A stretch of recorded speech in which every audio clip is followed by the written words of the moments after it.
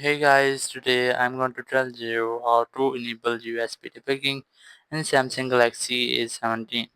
If you are using A17, now you want to enable the USB debugging. So let's see how can you do that. You just have to open your settings app. In settings, just scroll up and you will get developer option. Tab on it, and here just further scroll down and you will get USB debugging option here.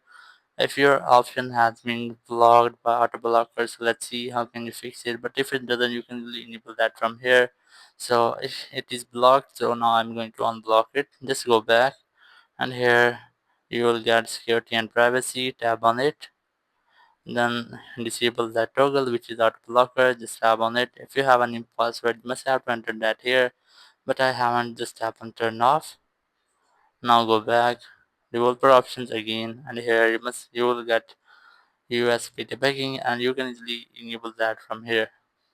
So that's how you can easily enable USB debugging in your Samsung Galaxy A17.